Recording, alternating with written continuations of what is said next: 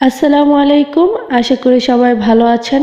আজকে শেয়ার করব আমার মায়ের কাছ থেকে শেখা খেজুর রস দিয়ে পিঠা বানানোর রেসিপি।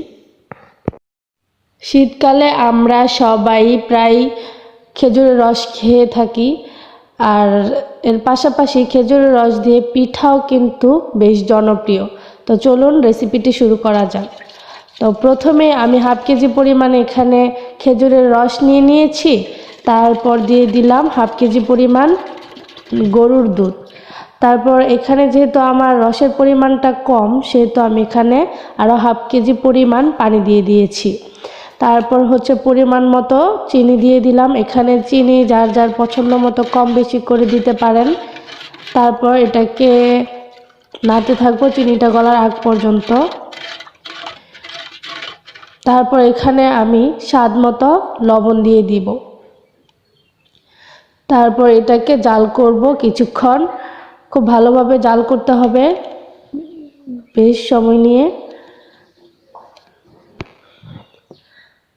জাল করতে করতে যখন দেখা যাবে কয়েকটা বলক এসে গিয়েছে, তারপর এখান থেকে আমি কিছু রস, জাল করা রস উঠিয়ে নিব।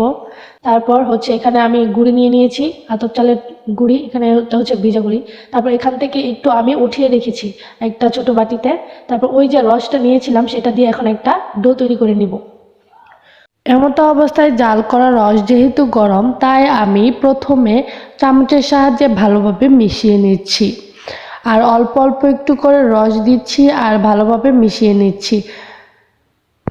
এখানে আপনারা আপনাদের পছন্দ মতো পিঠা কম বেশি করে বানাতে পারেন। তারপর আমি খুব ভালোভাবে হাত দিয়ে মুথে সুন্দর একটি ডো তৈরি করে নিয়েছি।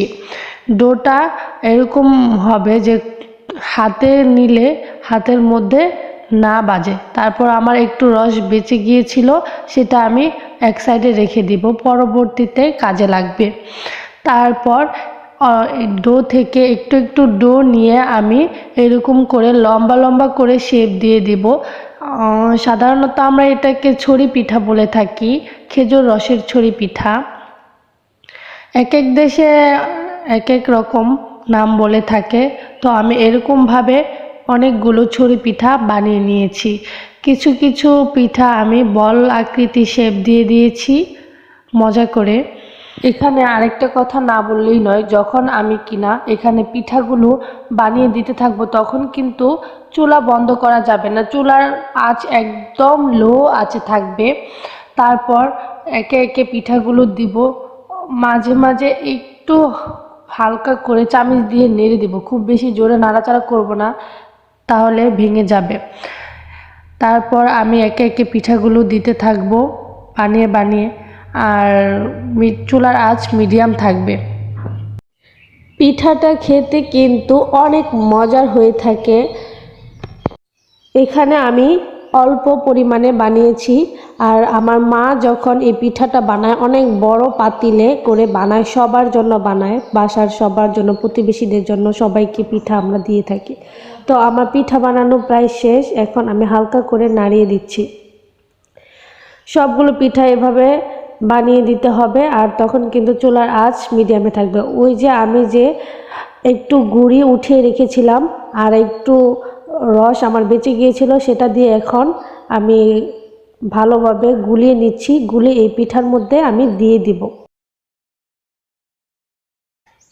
তারপর হালকা করে নেড়ে দিব। এমন অবস্থায় চুলার আঁচ কিন্তু মিডিয়ামে থাকবে। তারপর আমি উপর দিয়ে কিছু নারিকেল ছিটিয়ে দিলাম। এখানে আমি আরেকটু নারিকেল বাটাও দিয়ে দিয়েছি, নারিকেল বাটা, যেটাকে নারিকেলের দুধ বলে থাকে। তো আমাদের পিঠা বানানো প্রায় শেষের দিকে, এখন এটাকে ভালোভাবে জাল করতে হবে। আর মিশ্রণটা যখন ঘন হয়ে আসবে, তখন কিন্তু আমাদের পিঠাটা একদম তৈরি হয়ে যাবে। তো এভাবে 10 থেকে 15 মিনিট চুলার মিডিয়াম আঁচে জাল করতে থাকবো, আর পিঠা ঘন হয়ে আসলে বুঝতে হবে যে পিঠা হয়ে গিয়েছে। আর এমন সময় কিন্তু খুব সুন্দর একটা স্মেল নাকে আসবে, আর বুঝতে হবে যে আমাদের পিঠা হয়ে গিয়েছে। আর এমন একটি পিঠা আমরা কিন্তু অতিথি আপ্যায়নে রাখতে পারি। তারপর তারপর পরিবেশনের পালা। পছন্দ মতো পরিবেশন করতে হবে। এখানে পরিবেশন করে আমরা আমাদের বাসার সবাই মিলে খেয়েছি। অনেক মজা হয়েছে এই খেজুর রসের পিঠাটা। আজ এ পর্যন্তই। ভিডিওটি ভালো লাগলে লাইক ও সাবস্ক্রাইব করে পাশে থাকবেন। ধন্যবাদ।